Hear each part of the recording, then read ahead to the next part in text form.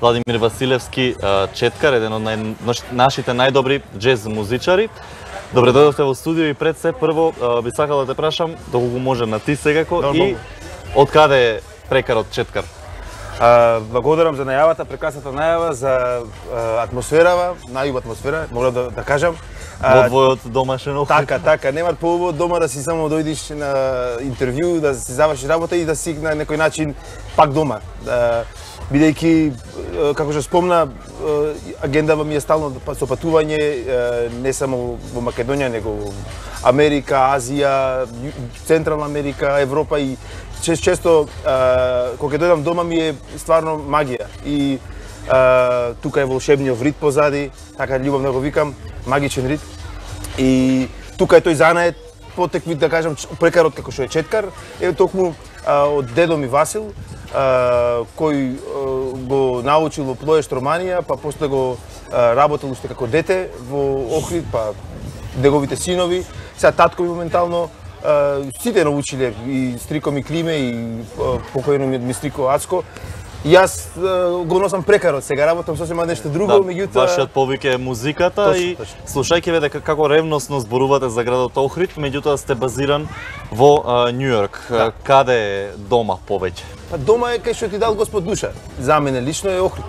Тоа ми е единствен дом и... Но Њујорк е поради обврските и поради можностите, предпоставувам. Целата таа пат, да кажам, јас го почнав мојот пат уште крај на 90-тите години, заминав студирам во Бостон, во Беркли колеж за музика, каде дипломирав за оркестрација, аранжман и џез гитара.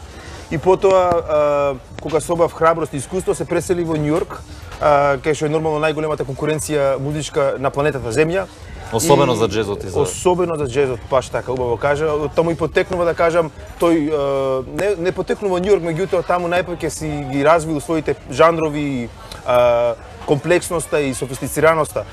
Така да, иако сега интернационална музика, можам да кажам дека... Асоциацијата е џез бар во Њујорк со... Баш така, и не само џез бар, дискотека, Парадис Гараж, Студио 54, сите тие урбани трендови кои тогаш некако магично се создавале таму, токму поради таа атмосфера, поради таа енергија, денеска на некој начин стана глобална работа и веќе не е од Њујорк, не е од Америка, него од целиот свет. Четкар, не знам дали претходно некој ве прашал, меѓутоа еве јас оно што најмногу ме интересира, првиот пат кога го слушнавте џезот и блузот како правец, што почувствувате? Се опишува тоа? Па, веројатно затоа и сте се определиле во тој правец, тоа е музика која што сакате да ја создавате.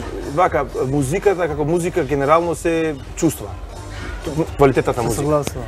И тоа е, некој пат не размислуваме дали е џез, дали е класика, дали е поп, било како, дали е рок. Како ќе се најдеме, како ќе ги осетиме тие емоции преку тој звук, на некој начин, ако се препознаеме во тој стил, како што спомна конкретно џез или блуз, јас никој пат директно не се залюбив во џезот, него индиректно преку плочите на Стиви Вондер, кај што имаше џез елементи, сол џез, Џорџ Бенсон, Earth, Wind and Fire, така почна потоа Патрис Рушен, па Квинси Џонс, браво, Квинси Џонс, Тед Џонс, неговиот роднина и претходник, многу поинаку ја доживеа музиката, бидејќи не беше само хоризонтална, да кажам. Тоа е интересантно. Хоризонтална, мислејќи мелодија и површност. Беше слоевита, вертикална, со толку многу контрапункти, толку многу аранжман, гудачи, дувачи, то се виков, чекајте малце, значи музикава не е само мелодија или соло. Музикава е толку софистицирана да ако сакам овој да го научам, не можам да го научам чисто како само, морам да се студира бидејќи наука. Оркестрација, токму така. Тие делови во музиката се на некој начин и наука. Меѓутоа другите делови пак и се чиста емоција која ако немаш во себе, џабе и школа, џабе и све, нема да го креираш тоа. Така, бидејќи го спомнавме Квинси Џонс, знам дека си го цитирал како еден од своите идоли во правец на музиката. Дали го проследи интервјуто кое што беше пред половина година некаде за Vulture? Го проследи. Видите, Квинси Џонс многу работи. Интервју за кое што зборува сите, беше шокантно малце, така, каде што рече дека Битлси не биле тоа што се, И каде што рече за Марлон Брандо имаше особено интересни анекдоти. Би се согласил? Да, видите, за јас да се согласам со све, иако тој е, да кажам, господ за аранжман на некој начин многу луѓе, јас сакам и други музичари, не е само Квинси Джонс, значи ги спомнав и Тад Джонс беше интервју кое што баш шокантно беше. Беше шокантно бидејќи тој имал такви искуства и јас не можам сега да речам дека Битлси се најлошите музичари. Кој може да рече дека Битлси се најлошите музичари кога направиле Квинси Джонс. Така, меѓутоа, видите, има и тој причина некоја негова што дали лична, дали едноставно тој е неговиот став. Сите ние некогаш најме да изненадиме со тоа што во себе го мислиме. Дури и за Мајкл Джексон се изрази дека сакал да кршав. Така, да крадел идеи. Можеби на времето не го добил Квинси Джонс признанието, бидејќи тој е сепак одговорен за неговите најголеми хитови. И за Off the Wall и тој албум кој го лансира не само Мајкл Джексон, тоа беше лабораторија на генијалци, на дувачи, Снуки Јанки, сите тие денеска можеме да ги слушаме и само да зиниме и вака мува да ни влезе во уста, од толку што е генијално направено. Така да кога ќе зборим Квинси Джонс, дури некој пати не се слагаме, мораме да го послушаме. Можеби секој музичар или уметник има нели свој идол на кој што ја базира можеби својата уметност или можеби само црпи инспирација. Меѓутоа твојот звук е сосема автентичен на тебе и покрај твоите идоли кои што ги цитираш. Како би го опишал сопствениот джез? Па сите ние, морам да кажам, сите ние сме дигестив, да кажам, на се што сме конзумирале. Помени низ нашиот систем, иако се раѓаме скоро како табула раза, не би рекол дека се раѓаме без никакви информации во нас, меѓутоа слушаме, абсорбираме, го вариме во нашиот креативен систем и на крај излегне тој звук што е токму наш. Сега мојот звук, јас многу пати, бидејќи не сум само гитарист, не сум само вокалист, ги аранжирам оркестралните секции, како гудачите, удувачите, ритам секцијата, пратечките вокали, ритам гитарите, се она што се слуша практично. Токму така, и сега самото тоа ме прави уникатен на денешната сцена, бидејќи многу малку музичари прават таква една жртва, да многу полесно е нормално аз да најмам аранџери или било како да јас се фокусирам само на композицијата и на другите работи. Меѓутоа, јас сум во тие работи фанатик и сакам да моето дело е чисто мој производ. Се друго го чувствувам како страно тело, да кажам. И тоа е на некој начин не е нешто ново. Тоа го работеле Денес Лени Кравиц, го работа Принц претходно, Патрис Рушан и Џорџ Мајкл, покоени, зборам за повеќе жанрови, значи. А стилот е нешто измеѓу соул джез, фанк джез, диско, елементи, дури и поп, меѓутоа сето тоа е правено со импровизатори, не само импровизација, тука е стрикно аранжиран концепт на мелодија, на аранжман. Исто има моменти каде што импровизираме, исто како во било која джез, во било кој джез правец. Така е, да кажам, мешавина од сето тоа и најбитно се искрена музика со многу емоција, со многу љубов и со мој искуство во животот. Не знам дали Ајде ќе продолжам. Не знам дали ќе се согласиш со мене, но мислам дека джезот и целата уметност на джезот не го добива признанието кај нас што го заслужува, генерално и што го добива во светот. Како на обичен човек да му се представи таа магија на джезот ако не ја познава или вертикалата за која што зборувавме како наука. Јас мислам дека иако можеби не типично, тука джезот бил уште многу порано застапен преку Шпато и преку тие генерации кои на некои најубавите композиции на Скопскиот фестивал и други музичари кои излегле од овие простори како Кире Митрев од Битола кој моментално е во Белград, бендот Ким и неговите гениални композиции и аранжмани, тие биле присутни, меѓутоа луѓето не ги доживувале како джез, бидејќи лесно се стави етикета ова е джез и джезов е малце напорен, малце тежок за слушање. Не е така, бидејќи имаме многу поджанрови, стилски. И јас лично мислам дека луѓето многу пати уживаат на джез, а не ни знаат дека тоа е слушаат джез. И конкретно и хаус музиката, електронската музика има многу семплови од джез композиции, значи присутен е во нашите денешни животи.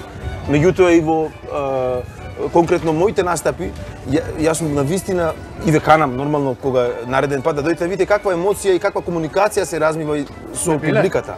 Сме биле.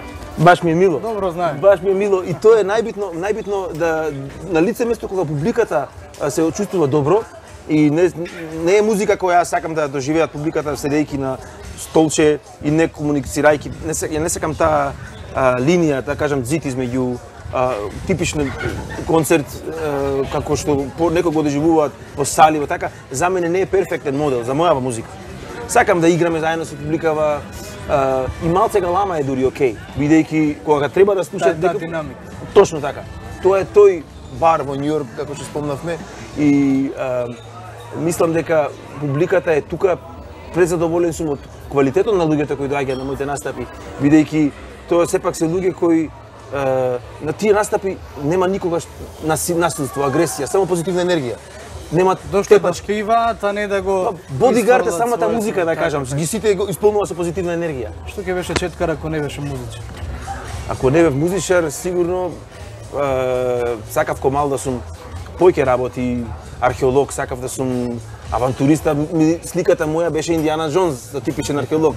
После сватив дека типичен археолог помини 90% од времето во библиотека, знаејќи дека нема такви авантури. Меѓутоа, сакам да патувам, сакам да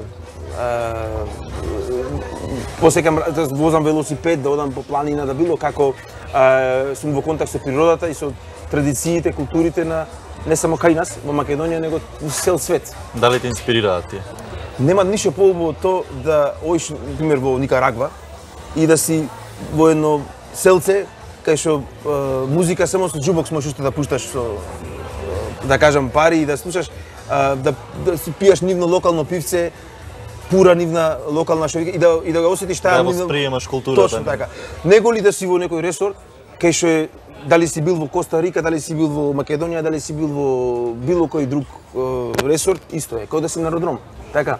Да осетам таа, сакам да кажам, толку мали животи имаме, а толку големи срца имаме и сакаме да доживееме работи, че 10 животи да имаме, немаме да ги видиме ни 10% од планетава.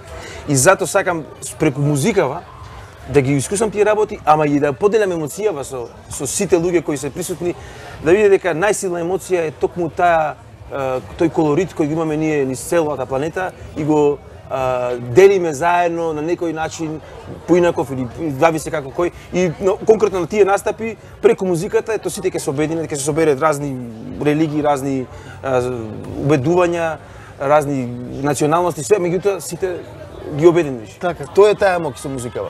Бидејќи се ближиме кон крајот на разговорот, како музичар, која е она неостварена амбиција на Владимир Василевски Четкар? Неостварена амбиција ние да ги напишам сите песни кои не сум ги напишал до сега. А ги има многу? Па многу идеи, знаеш како ќе возиш некој пат точак како што спомнав претходно и ќе ти текне некоја мелодија толку органски и после друга некој пат ќе снимиш некој пат на телефон обичаен или ќе ја запишеш. Демо верзија, така? Не, идеја само, ни демо верзија, само во тебе. И некој пат ќе ја забореш, а толку затоа што ќе се радуеш терен ако не си ја запишал, си ја заборал, готово. И таа носталгија кон тие заборавени мелодии мене ми е да се сетам повторно и да ги напишам некој пат во песна повторно. Ама тоа е секојдневие. Други идеи ќе си дојдат. Идеите не запираат барем за сега, за среќа. Точно. За сега не. Кога ќе запире, тогаш ќе почнем сериозно со археологија да се занимавам. Така, но да се надеваме дека тоа нема да се случи всушност. Да се надеваме. Колега Чаловски, доколку немаш дополнителни прашања? Немам, Баневски, повели. Мислам дека тука е веќе и крајот на нашето денешно дружење. Ти посакуваме многу среќа и успех понатамошната работа и се надеваме на некој настап наскоро овдека во Македонија кој што ќе можеме да го проследиме од тебе. Ви благодарам. Ево, извините, но најредниот настап е на 18 август во хотел Филип, тука во Охрид. Во Охрид, во сабота, да, тоа е традиционален настап, се вика Вино и джез. Ќе направиме прекрасен еден амбиент со мојот секстет од Македонија кој е навистина составен од одлични професионалци и позитивци и се надевам дека ќе можете да присуствувате. И пред да ве одјави колегата Баневски, само ќе ви посакам што повеќе настапи да имате низ Македонија, бидејќи Македонија сака да го слушне на што Четкар веќе го продава надвор во Америка. Договорено. Ви благодариме што бевте наш гостин и се надеваме дека ќе се дружиме во некоја наредна прилика. А вие, почитувани, останете и натаму со нашата програма. По кратката пауза се враќаме назад во студиото и ќе ве информираме со последните информации и вести од земјава, регионот и светот. Летно издание